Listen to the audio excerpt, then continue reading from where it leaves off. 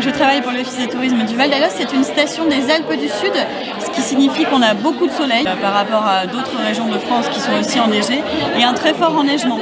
Donc en fait on a un domaine qui est très vaste. On a 3 sites complémentaires qui forment ce qu'on appelle l'espace lumière.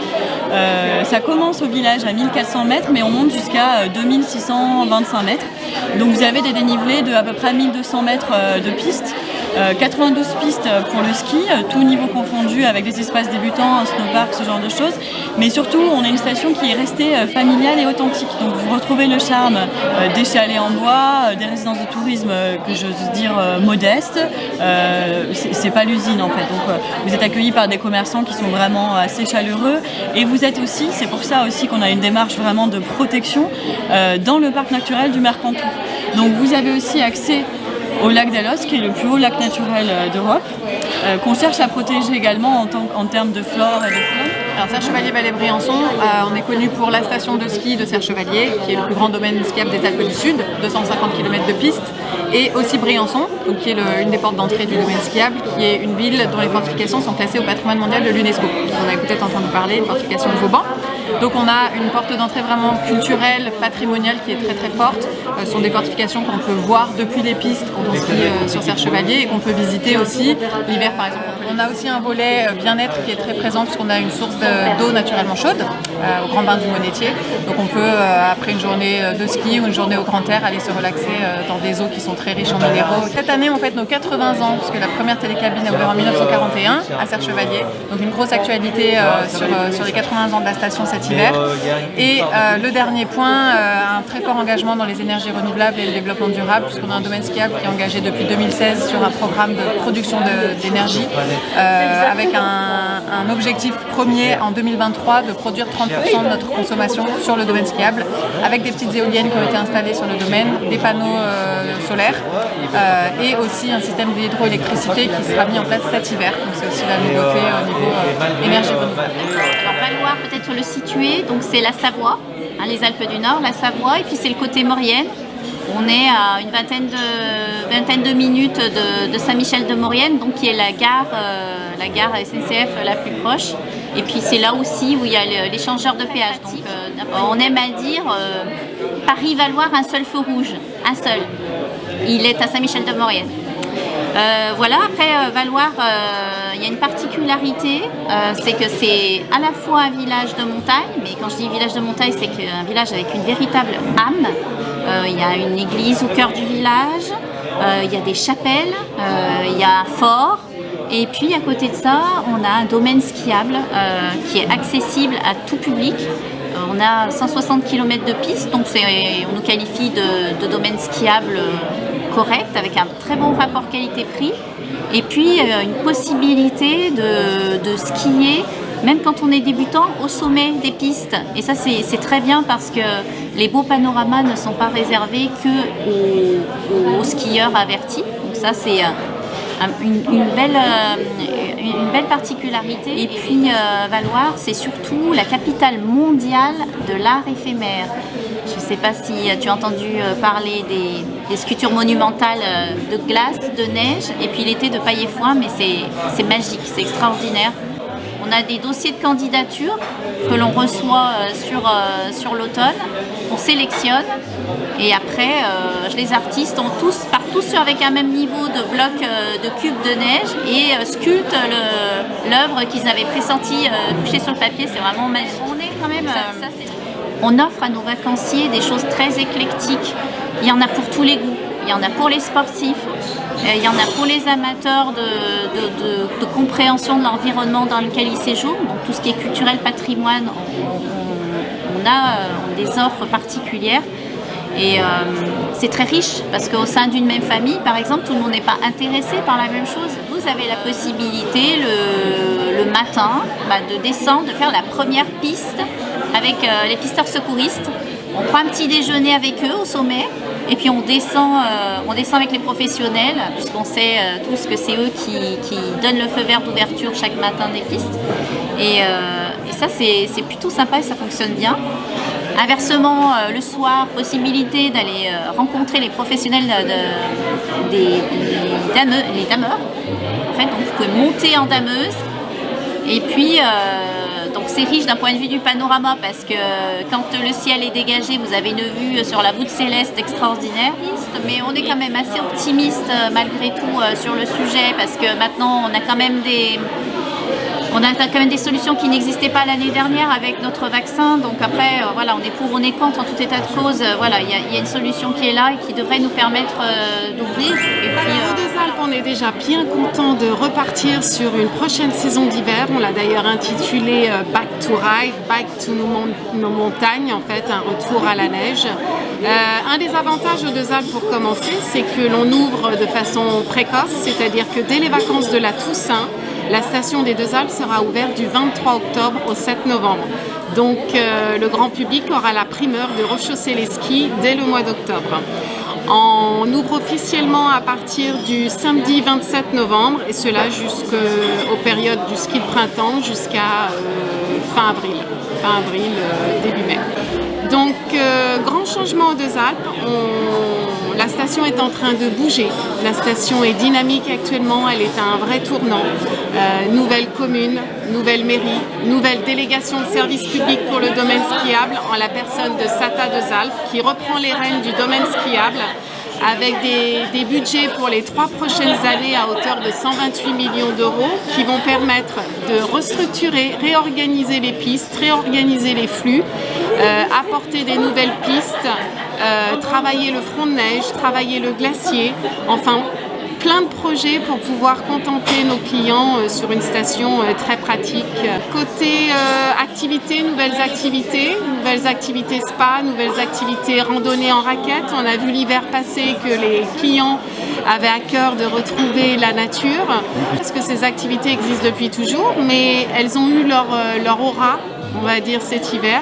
Et du coup, on a décidé avec le bureau des guides notamment de structurer des randos raquettes apéro, des randos raquettes gourmandes, des randos raquettes autour de la philosophie, voilà, de structurer et d'aller au-delà de l'activité sportive et de la rendre plus conviviale ou culturelle. Bien sûr, le ski de randonnée qui a fait foi l'hiver dernier, pareil, avec les bureaux des guides, avec les spécialistes, sera aussi à la pointe. Tout ce qui est VTT électrique sur neige. Donc aux Deux-Alpes, on pratique le VTT en toute saison. Donc l'été, bien sûr, sur des single tracks, sur des parcours, un bike park. Et l'hiver, depuis quelques années maintenant, on a des structures qui sont en place toute l'année. Et là, on a un vélo VTT électrique avec des pneus particuliers et qui permet de remonter les pentes enneigées et de pouvoir les redescendre grâce à des vélos tout-terrain, on va dire. Soit en format fat bike avec des gros pneus, soit en format avec des pneus cloutés. Et c'est très sympa, c'est une autre façon de découvrir en fait la montagne sur un VTT. Donc Manon Tarot, de l'Office de tourisme de Valmorel. Valmorel, nous, on est une station qui se situe à l'entrée de la Tarentaise, donc avant Val Thorens, pour situer. On est vraiment à l'entrée, donc assez accessible, à 2 heures de Lyon à peu près. Donc on est vraiment une des stations les plus proches pour rentrer dans les grandes stations de Tarentaise. On est situé à 1400 mètres d'altitude, donc voilà, une station qui est familiale, conviviale, bien intégrée dans son environnement, comme vous pouvez le voir là, vraiment Pierre Boileaus, donc une belle station. Un domaine de 165 km de piste qui est relié à ma voisine de Saint-François-Longchamp. Voilà, donc un beau domaine qui s'adresse à tous les niveaux, tant les débutants que les expérimentés, parce qu'on a des zones freeride, on a des pistes noires, on a vraiment un beau domaine qui s'adresse à tout le monde. Donc on a une nouvelle tyrolienne qui fait 1400 mètres de long, donc la plus longue de Savoie à ce jour. Voilà, elle est plus belle qu'impressionnante, voilà, parce qu'elle va jusqu'à 100 km/h, mais en fait elle est quand même assez douce, donc accessible vraiment pour tout le monde. Et donc c'est une belle offre, où vraiment bien ouvrir les yeux. On a également du montagne kart. Et également des nuitées insolites en cabane. Donc ça, c'était la nouveauté de l'été. Ils ont ouvert en juillet. Et donc c'est une cabane qui est perchée dans les arbres. Et donc ils vont l'adapter avec un poêle pour pouvoir ouvrir l'hiver. Mais voilà, donc ça c'est une nuitée par contre pour 2 personnes, avec potentiellement un enfant, puisqu'il y a un petit recoin pour mettre un lit entre 6 et 10 ans, par contre pas plus. Et là c'est vraiment une nuitée écologique. Et surtout j'ai grandi dans le coin là-bas, donc j'ai beaucoup d'affect pour cette station. On est en Savoie, à l'entrée de la vallée de la Maurienne. Alors ça vous parle certainement pas, c'est la route pour aller en Italie. On a une gare TGV SNCF au pied de la station. Et en fait depuis la gare jusqu'à la station c'est que 12 km. Et du coup c'est à peu près 20 minutes soit de navette bus, soit de voiture. Et en fait on est connu peut-être en été parce qu'on est sur la route du col de la Madeleine, qui est connue pour le Tour de France, cycliste. Donc du coup voilà, on est assez accessible, on est à l'entrée de la vallée. On est une station de taille plutôt modeste, ce qui veut dire qu'on a des moyens aussi un petit peu plus réduits que nos collègues qui ont un peu plus de lits touristiques. Donc nous on a 11 500 lits. On a un domaine skiable qui est quand même conséquent parce que c'est 165 km de piste. C'est relié avec la station voisine de Valmorel qui est juste à côté de moi. Donc pour le ski c'est plutôt sympa. C'est accessible, c'est-à-dire qu'on a quand même en majorité des pistes bleues et rouges, mais on a aussi quand même des pistes assez engagées avec le massif de la Lausière. Enfin, là, on est en altitude, on est à 1600 mètres, 1650, mais on n'est pas super haut, donc il fait très bon vivre. On est orienté plein sud, donc on a tout le temps du soleil. Je vous bronzais, ça c'est la station, ça. Ça c'est Saint-François-Longchamp. Non, et du coup c'est en cirque, ce qui fait que quand on skie, on retombe toujours sur le centre de la station, donc les parents avec les enfants, ils sont pas stressés de se dire « oulala, faut qu'on rentre à telle heure parce qu'on va oublier la remontée ». C'est vraiment cool. C'est plutôt très convivial, il n'y a pas de grands magasins, de grandes marques ou de grands restaurants gastronomiques. On est plutôt simple et c'est ce qui plaît. Les gens qui viennent nous voir, généralement, ils reviennent. On a un gros taux de fidélisation, un gros taux de satisfaction. On a un centre de balnéothérapie qui permet soit la remise en forme ou soit la récupération, avec un espace soin, des esthéticiennes qui sont là, et en fait c'est des baies vitrées, donc on a une magnifique vue aussi sur les montagnes.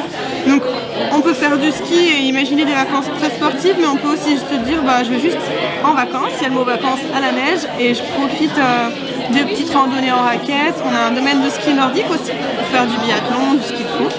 Donc c'est assez varié, et puis je vous ai parlé donc de la station. L'hypercentre c'est 1650 mètres d'altitude, mais on a également des villages satellites qui font partie de la commune, qui sont à proximité immédiate et qui sont très traditionnels, c'est-à-dire qu'on a encore le four pour faire le pain, on a les vieilles maisons en pierre, et donc du coup l'hiver on est vraiment tout de suite chance d'avoir un peu le côté ski alpin pur et dur, et puis le côté beaucoup plus montagne traditionnelle. Alors l'Alpe d'Huez, son surnom c'est l'île au soleil. Voilà, on est vraiment sur un plateau exposé plein sud, et du coup on bénéficie d'un ensoleillement vraiment très généreux. La spécificité de l'Alpe d'Huez, c'est qu'on peut skier de 9h à 17h au soleil, donc ça c'est vraiment très plaisant. L'autre spécificité de l'Alpe d'Huez, c'est son domaine skiable. En fait, c'est assez simple, la configuration du domaine skiable, c'est plus on monte en altitude, plus les pistes sont difficiles. Donc, quand on est un skieur débutant ou un snowboarder débutant, en fait, c'est assez rassurant parce qu'on voit toujours la station qui est à proximité. Donc, il y a moins d'appréhension quand on apprend le ski. L'Alpe d'Huez, on a la chance d'avoir 5 pistes qui font près de 2000 mètres de dénivelé. Et alors les gens, qu'est-ce qui se passe? Ils se plaignent la plupart du temps de passer plus de temps dans les remontées mécaniques que sur les pistes. Avec ces 5 pistes-là, je peux vous dire, on a la piste de Sarenne, elle fait 16 km. Et là, voilà, c'est une belle balade, c'est une piste noire. La fameuse piste avec le tunnel. Et alors, c'est une autre piste, le tunnel, voilà, qui est aussi très connue. Alors le tunnel, effectivement, on traverse la montagne de part et d'autre. Et quand on sort de la montagne, on a un des murs les plus raides du ski français. On est à peu près à 35 degrés d'inclinaison. Donc voilà, ça, ce sont nos pistes mythiques, entre autres. Et puis, l'Alpe d'Huez est réputée pour donc, son domaine skiable qui est vraiment très varié. Parce qu'en fait, c'est un domaine relié avec Vaujany, avec Auze, avec Oris, avec Villars-Recula. Donc en fait, on a vraiment une variété de pistes, une variété de paysages. On est sur le même domaine skiable, mais le fait qu'il soit relié avec des petites stations-villages, ça donne des ambiances. Auze-Vaujany, il va y avoir des sapins. Sur le glacier, c'est plutôt lunaire comme ambiance. Enfin voilà, on voyage, on est sur le même domaine skiable, mais on voyage vraiment. Et l'atout de l'Alpe aussi, c'est son dynamisme événementiel. Que ce soit l'été, avec bien évidemment le Tour de France, ou que ce soit l'hiver avec l'événement belge Tomorrowland, on est une station très dynamique. On aime la nouveauté, on aime le côté novateur. Voilà, Tomorrowland n'existe dans aucune autre station française ou même étrangère. Et la reprise se fait avec l'édition hivernale à l'Alpe d'Huez. Et donc, c'est une grande fierté pour nous que d'accueillir un tel événement, un tel show qui est juste incroyable. C'est une petite station de montagne, un village qui est adossé au domaine de l'Alpe d'Huez, au niveau du ski. Donc, on a un accès direct depuis Vaujany. Plutôt familial au niveau de la clientèle, un peu des groupes aussi, mais ouais, c'est tout ça. Et CSP++, c'est ça. Ouais. Voilà, donc on a pas mal de résidences, des chalets également. Donc il y a un peu pour tous les budgets. Voilà, Grenoble, c'est environ 50 km. Donc après, vous partez vraiment côté montagne. Et après, vous montez depuis la vallée 10 minutes. Une petite montée avec une route qui serpente un peu, mais sans plus. Donc, et après, vous êtes au bout, en fait. La route s'arrête. Donc on ne peut pas passer à un autre village. Voilà. Si on prend l'ensemble du domaine, c'est 250 km de piste. Voilà. Et vous êtes à quelle altitude? Vaujany, c'est 1250. Le village 1250 et on monte à 3330 pour les pistes. Au niveau des pics blancs. Voilà. Donc le pic blanc, c'est côté Alpe d'Huez. L'accès sur l'Alpe, c'est 20 minutes en téléphérique depuis Vaujany. Donc c'est rapide. Et donc on profite en fait d'un petit village tout étant dans un grand monde de ski. C'est exactement ça. C'est exactement ça. Voilà. Et en plus à une altitude relativement accessible et pour les enfants et pour même des personnes ayant des fois des problèmes un peu de santé. 1250, c'est pile la bonne altitude pour séjourner, on va dire, avec quand même l'avantage de pouvoir skier jusqu'à 3300 mètres. Et puis en dehors du ski, on a pas mal d'infrastructures, donc piscine couverte, patinoire couverte, tout un espace culturel avec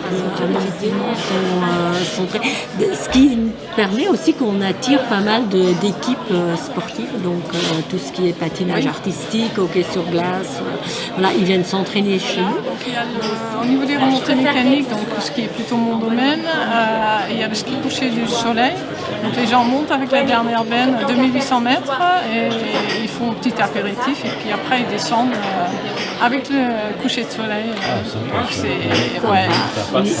Ça plaît beaucoup. Ouais. Ouais. Et puis le dîner dans la télécabine, ça c'est sympa aussi.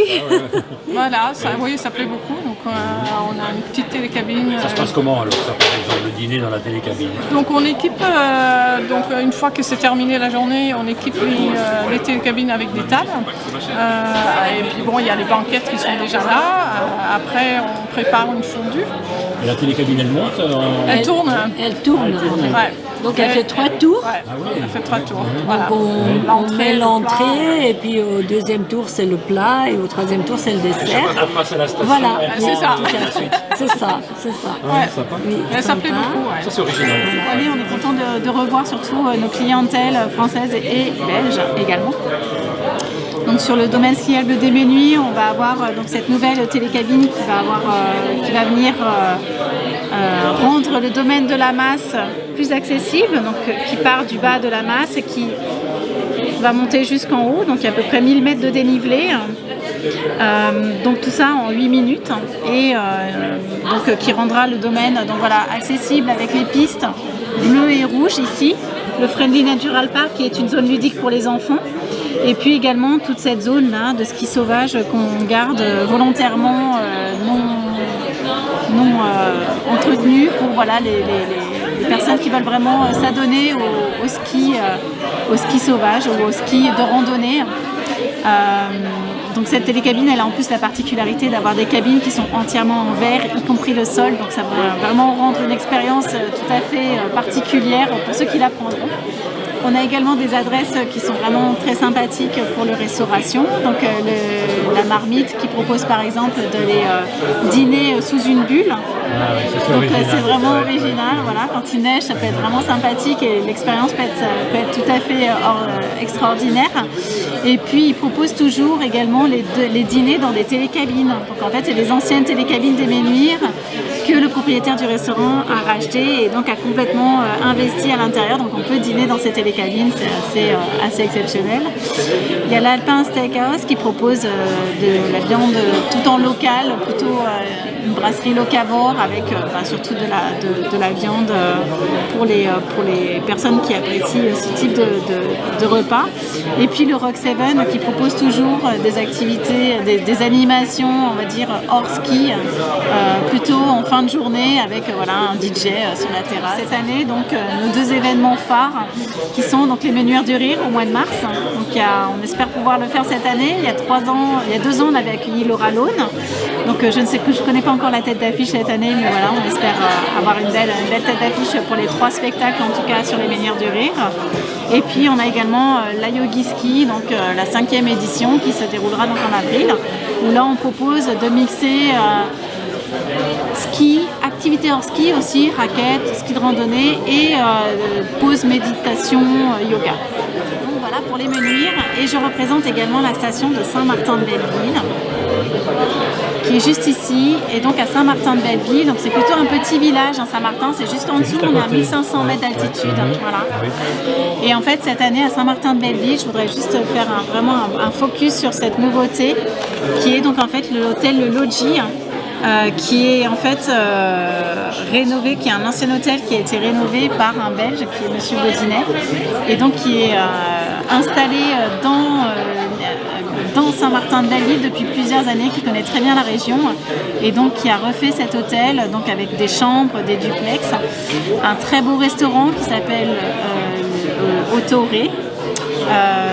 Le propriétaire est de Liège et donc il y a plein de petits clins d'œil à la Belgique dans son hôtel, c'est assez sympathique et donc ça c'est vraiment la nouveauté. L'hôtel a en plus la particularité d'être super bien placé juste en bas de la télécabine, donc là on part directement sur les pistes et on revient également directement à l'hôtel. Voilà. Vous êtes à Courchevel. Les nouveautés de Courchevel, alors la grosse nouveauté de cet hiver, c'est qu'on a une nouvelle piste de ski qui s'appelle l'Eclipse. Cette piste, donc, elle fait 3 km de long pour 1000 mètres de dénivelé et c'est donc une piste noire. Mais cette piste noire, en fait, elle va accueillir dès cet hiver les finales de Coupe du Monde et dès 2023 les championnats du monde. Voilà. C'est une combinaison de plusieurs pistes. Donc était remodifié, le terrain était remodifié aussi, remodelé, pour pouvoir permettre d'avoir une piste de haut standing pour accueillir à la fois des descentes comme sur les parties basses des slaloms. Donc voilà, et notamment pour l'événement majeur après les Jeux Olympiques, qui sont les championnats du monde de ski, qui est le plus gros événement en termes de ski sur la planète. Et Courchevel, c'est 6 villages. Donc il y a des villages pour tout le monde, des aspects plus familiales, des aspects plus sportifs, des aspects peut-être un peu plus art de vivre. Comme la grande ouverture a été repoussée d'1 an, et du coup cet hiver c'est la grande ouverture. Et après en termes d'activité, il y a beaucoup de choses à faire. Du moon bike, je ne sais pas si vous voyez ce que c'est. Ça je connais pas, ça a l'air sympa. Ouais, c'est une sorte de VTT électrique sur neige. C'est formidable, c'est un autre aspect pour découvrir. Donc Méribel, c'est une station qui est au cœur des Trois-Vallées. Comme vous pouvez le voir, on a un logo qui est un cœur, qui est là pour plusieurs raisons, de par notre situation géographique assez exceptionnelle au cœur du plus grand domaine skiable du monde, donc les Trois-Vallées, 600 km de pistes interconnectées avec de quoi faire aussi bien quand on est un skieur débutant que quand on est un skieur chevronné. Et le cœur des Trois-Vallées, c'est un cœur qui du coup bat au travers de tous les habitants de la station de Méribel qui sont ravis d'accueillir les différents touristes, et notamment les touristes belges de notre destination à partir du 4 décembre. La station ouvrira le 4 décembre.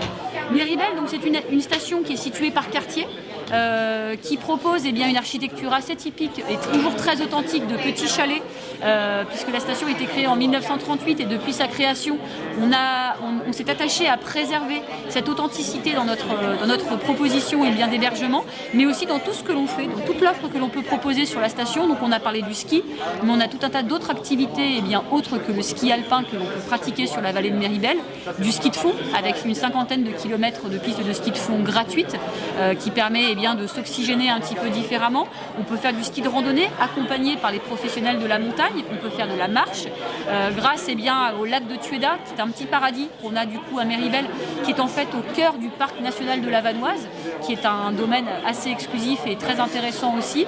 Et donc on a toutes ces activités outdoor. On a également du bien-être avec le yoga, la détente que l'on peut pratiquer dans des endroits naturels avec des panoramas assez incroyables. Et puis on a toute l'offre gastronomie assez variée qu'on a sur la destination de Méribel. On a un restaurant étoilé avec le restaurant L'Écrin du chef Laurent Azoulay et toute une diversité de restaurants qui proposent évidemment de la restauration traditionnelle avec les plats typiques savoyards qu'on aime déguster après une journée de ski. On a les restaurants d'altitude qui proposent des endroits un petit peu plus festifs comme la Folie Douce notamment, avec cette ambiance de dance floor qu'on a du coup sur la Folie Douce Courchevel Méribel. Et dans les autres actualités concernant Méribel sur l'hiver à venir, on va accueillir en 2022, donc avec nos voisins de Courchevel, les finales de Coupe du Monde de ski alpin et les championnats du monde de ski en 2023. Donc vous avez un athlète belge.